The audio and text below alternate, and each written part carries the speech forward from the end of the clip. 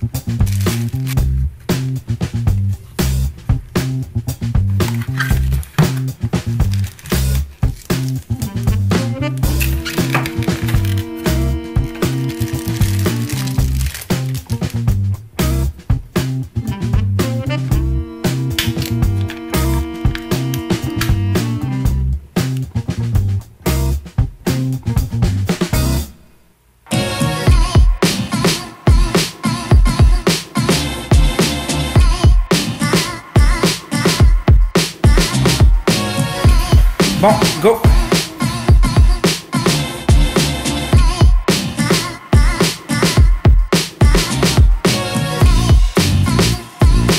Bon, grosse sortie ce soir, moi et ma grenouille.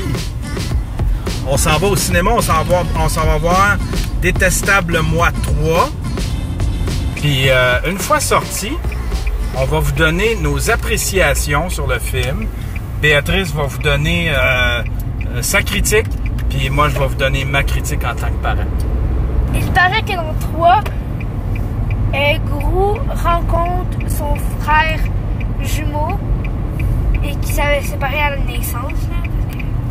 Ah, ça devrait être cool ça. Le concept il a de l'air bon.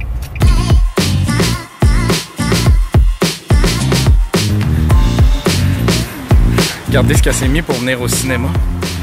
Des belles bottes de pin. Ça, il tentait pas de sortir ses souliers. Mais là, ils sont tous dans mon sac de scout parce que je suis allée à mon camp scout.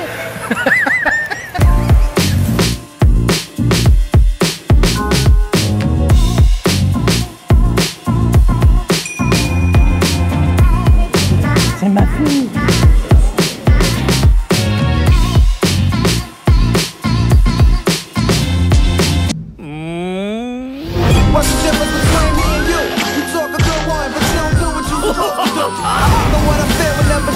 C'est bon, j'y vais!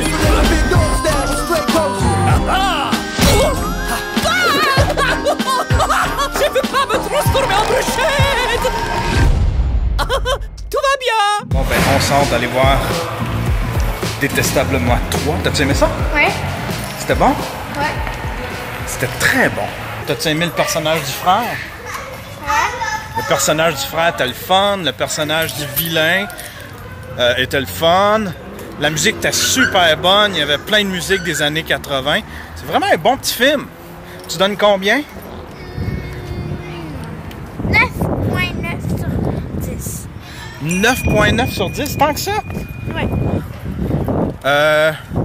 Moi je Qu'est-ce que dis... j'ai pas aimé, c'est que quand... Attends un peu, on va le faire dans les retours parce que là, ils vendent puis ça doit gricher. Alors, qu'est-ce que j'ai pas aimé? C'est le gros bonhomme, le gros, on peut dire géant, méchant. C'est que quand le robot, j'aimais pas sa face. C'est tout. C'était super bon. Le personnage du vilain, c'est un personnage déchu de la télé des années 80.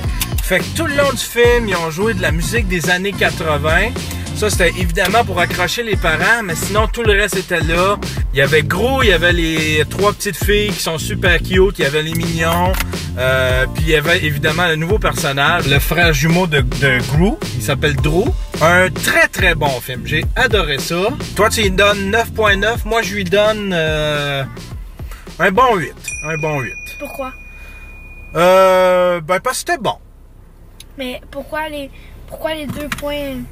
Qu'est-ce que t'as pas aimé? Pourquoi j'enlève les 2 points? Je sais pas pourquoi j'enlève 2 points. Il y avait un petit peu de Van Halen, je vais donner un 9. C'est quoi, c'est de la vanille neuve? De la Van Halen? De la Van Halen? Ouais, c'est quoi? De la Van Halen? Ouais. Tu sais pas c'est quoi de la Van Halen?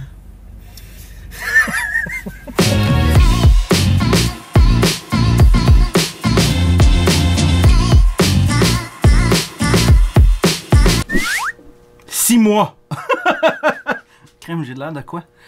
Je voulais me donner un petit look Casey Neistat, puis en fin de compte, j'ai l'air de Roy Orbison avec ma grosse face ronde. Ah, juste avant, je vais vous montrer de quoi. Regardez ce que je me suis acheté. Regardez ça. C'est le Zoom H1. C'est un super bon petit microphone. Je suis tellement impressionné par tout ce que ça fait. J'ai le goût de l'essayer, j'ai le goût d'écouter ce que ça donne. Oh yeah! Ça sonne super bien. Test 1, 2, 1, 2. Oh yeah! Ici Roy Orbison. Oh! Oh! Ça c'est pas bon.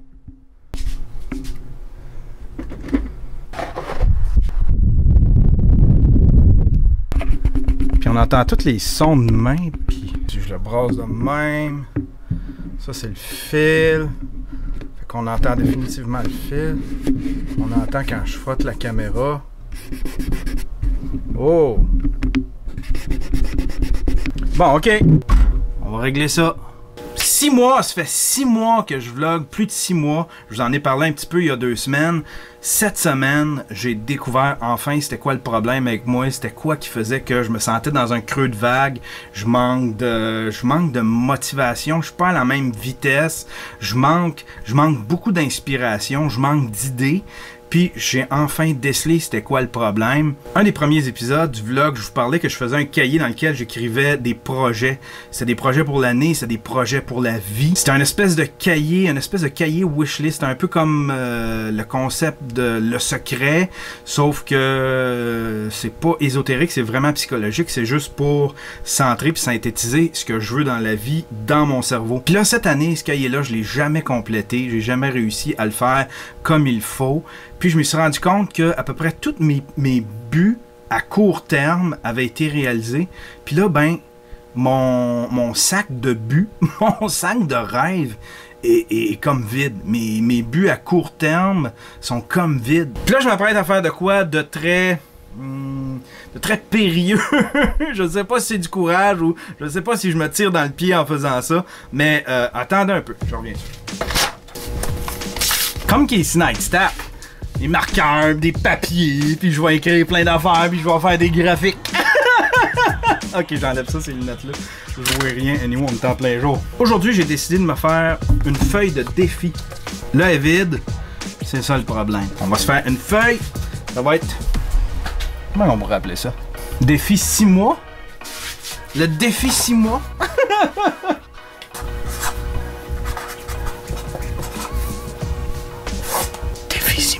Ça me prend des défis. Il y en a 2 que j'ai comme réanimés. Le premier, c'est faire une expo. Ça fait longtemps que j'en parle souvent. Ben là, je l'écris, sinon je le ferai jamais. En l'écrivant, je vais l'avoir d'en face tout le temps. Puis vous autres, vous allez me challenger. Vous allez me barber. Puis vous allez me pousser à le faire. Je sais que vous allez le faire. C'est cool ça, une exposition. Deuxième défi, ça j'en ai parlé à personne sauf à Michel, le gérant de Mike. Deuxième défi, j'ai décidé de monter sur le stage, aller faire un open mic. Oh yes! Un petit 5 minutes. Je vais essayer de me monter un 5 minutes, monter sur le stage, aller me challenger, aller essayer d'aller faire rire du monde. Ça fait plus de 10 ans que je gravite autour du milieu de l'humour. J'ai fait un petit peu de télé, j'ai fait du dessin animé. Je connais à peu près tous les humoristes du Québec. Je leur ai serré la main. J'ai jasé avec beaucoup de monde. J'en côtoie beaucoup. Mais j'ai jamais officiellement fait un open mic. J'ai fait un spectacle une fois pour un organisme à but non lucratif. Là, je veux vraiment aller me lancer dans le vide, au bordel, avec du monde que je connais pas, aller côtoyer, peut-être jaser avec d'autres humoristes qui vont m'expliquer un petit peu comment ça se passe, comment ils s'y sont pris, puis peut-être me donner des trucs, je sais pas. Mais je vais me monter un petit 5 minutes, puis on va monter sur le stage à aller faire ça. Donc, on écrit ça. 2.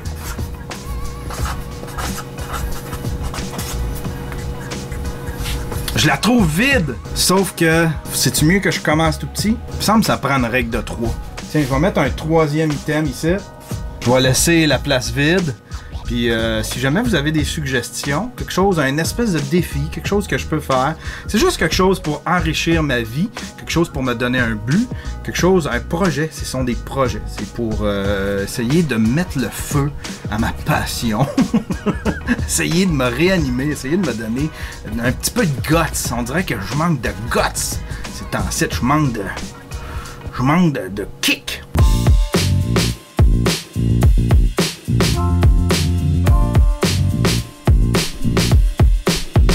Test 1, 2.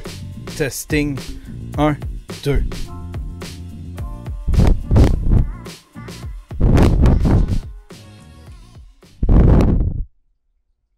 Test 1, 2. Patate. Pamplemousse.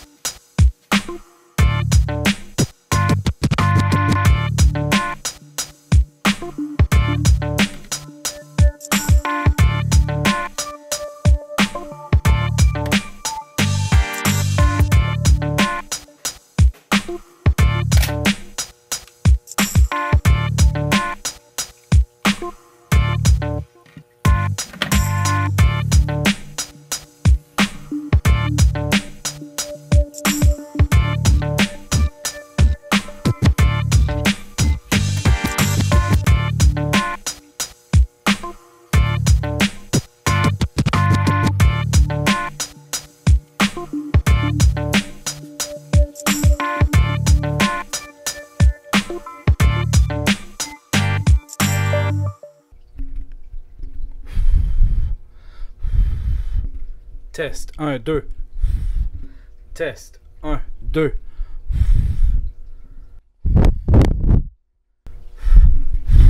Patate. Pamplemousse. Patate. Pamplemousse. Patate. Pamplemousse.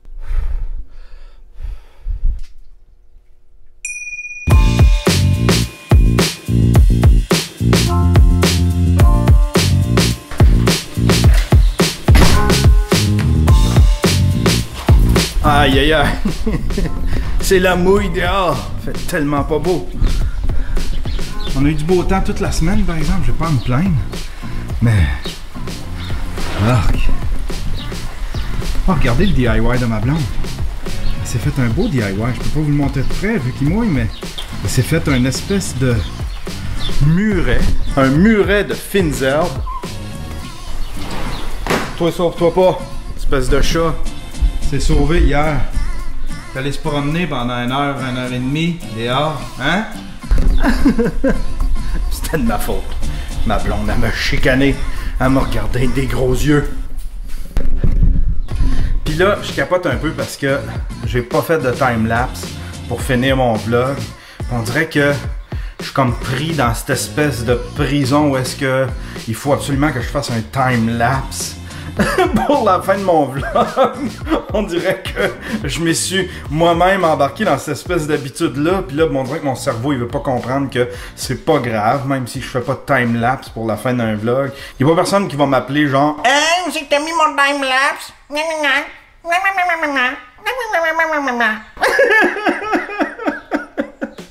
Aïe aïe aïe. Bon, cette semaine, suggestion docu. C'est une suggestion docu parce que ce n'est pas disponible sur Netflix. Mais par contre, je pense qu'il y a la version complète sur YouTube. Si c'est le cas, je vais vous mettre un lien dans la description. Même si c'est un lien nébuleux, là, je ne sais pas si ça va être un lien YouTube. Mais en tout cas, je vais essayer de vous trouver un lien vers le docu au complet. C'est ici dans la description. Cette semaine, je vous parle du documentaire We Live in Public. C'est un documentaire que je me tape à chaque année. C'est un des documentaires qui a changé ma vie. À travers ce documentaire-là, on découvre Josh Harris, qui est ce grand acteur du web, qui est un grand visionnaire, un gars bien avant son temps, mais à travers 3 projets bien distincts. Un premier projet où est-ce que ce gars-là a décidé de prendre d'assaut l'Internet pour faire du streaming. C'était dans les jeunes années d'Internet. On parle de 92-93, à l'époque où est-ce que c'était quasi impossible de streamer de la vidéo sur Internet. Les gens avaient juste des modems 28.8 ou 48K ou tu sais, c'était vraiment des modems par téléphone, là. Ton téléphone se branchait puis t'entendais des drôles de bruit. Deuxième projet, ce gars-là a décidé de réunir une centaine de personnes et de créer une espèce de micro-société où est-ce qu'il y avait leur propre loi, il y avait leur propre religion, il y avait leur propre monarchie, et tout ce monde-là restait dans une espèce de gros building, et là-dedans, il y avait des caméras partout. Tout était diffusé sur le web et les gens n'avaient aucune intimité. Tu allais aux toilettes, on te voyait, on pouvait te voir si tu baisais dans ton lit, on pouvait te voir si tu prenais ta douche. Il n'y avait aucune intimité. C'était vraiment une expérience sociologique assez pétée. C'est une expérience qui a fait beaucoup jaser, et là on parle des années 2000. C'était vraiment un espèce de Big Brother, mais un peu trash. C'était vraiment bizarre comme projet. Troisième projet, ce gars-là a décidé d'installer une flopée de caméras chez lui pour filmer sa vie privée à lui et sa blonde. On voit vraiment l'évolution de ce gars-là à travers ces 3 projets-là. 3 projets qui ont eu une grosse montée et puis un gros déclin. En même temps, on comprend qu'est-ce qui se passe à l'intérieur de ce gars-là. Pourquoi il est aussi avare de transpercer l'intimité, de transpercer la vie privée et essayer de la porter sur le web. C'est vraiment un documentaire qui est passionnant. Et ce gars-là a prédit il y a 20 ans beaucoup de choses qui aujourd'hui font du sens, mais qui il y a 20 ans, on le prenait pour un débile mental, un fou total. C'est vraiment un de mes influenceurs. C'est un documentaire que je me tape à chaque année. C'est un documentaire qui a changé ma vie. Si vous voulez rentrer un petit peu dans ma tête, savoir d'où ça vient, tout ça, qu'est-ce qui me drive, qu'est-ce qui m'influence, ben ça, c'en est un gros morceau. Ça s'appelle We Live in Public. Il y a un lien dans la description. C'est un lien vers le documentaire au complet. Je veux absolument que vous alliez écouter ça et puis que vous me donniez votre avis dans les commentaires en bas. Peut-être que j'exagère aussi, vous pouvez me le dire. Bon, on termine ça avec un dernier petit projet de DIY. On va aller régler ça, cette histoire de micro-là qui fait du bruit quand on bouge la caméra.